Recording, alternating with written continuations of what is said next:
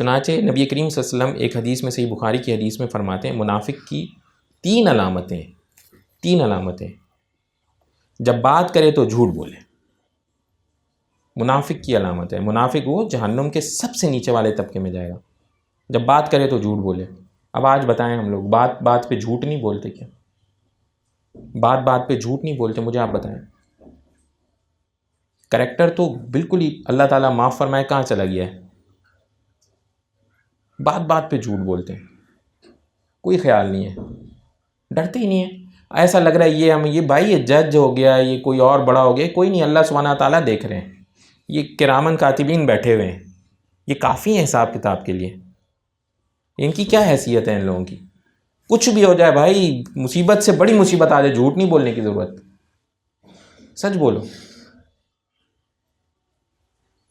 پہلی علامت دیکھیں میرے گرد، اپنے گھر میں اپنے بچوں کو، اپنے بھائی بہنوں کو باقاعدہ ترغیب کریں، جھوٹ نہیں بولنا چاہے کچھ ہو جائے، سچ بولنا، سچ بولنا، کچھ ہو جائے جھوٹ نہیں بولنا، کوئی فائدہ نہیں۔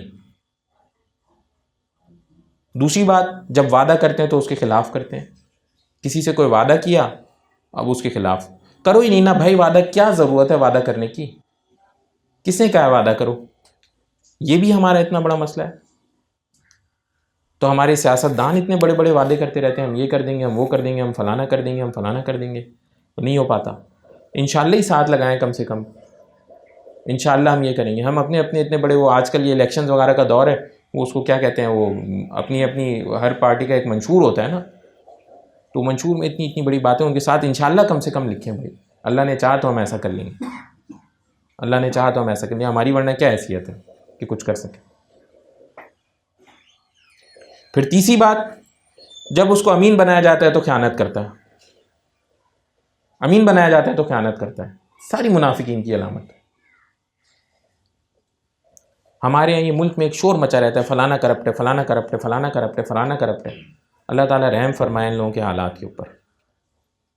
بھائی امین بنائے گئے ہیں ایک جگہ ایک موقع کے اوپر لا کے، اتنا گھبرائیں کہ کوئی انتہا نہیں ہے، کوئی فائدہ نہیں ہے مال وال کا۔ مسلمان سے ہے تو ہٹ جائیں، پھر بھی بچت ہے، مسلمان بھی بن کے رہنا اور یہ سارے کام بھی کرنا ہے، تو جہاں یہ دیکھ لیں آپ، جہنم کے سب سے نیچے والی کیٹیگری میں، سب سے خطرناک کیٹیگری میں پہنچنے کا ڈر ہے۔ مذاق کی بات نہیں ہے کوئی۔ آپ کے رشتہ داروں میں، آپ کے جاننے والوں میں کوئی ہیں خدا نہ خواستہ اس طرح کا کوئی بھی بندہ جس کو جانتے ہیں کہ وہ ایک وکیل ہو اور غلط فیصلہ کروا دیتا ہو، اس کو سمجھائیں کہ نہ کرو یہ کام، کوئی فائدہ نہیں ہے، یہاں تو تھوڑے سے پیسے مل جائیں گے، آگے کی بڑی مار ہے، اور کوشش کرو تمہیں صحیح پیسے بھی یہاں پہ بھی مل جائیں گے۔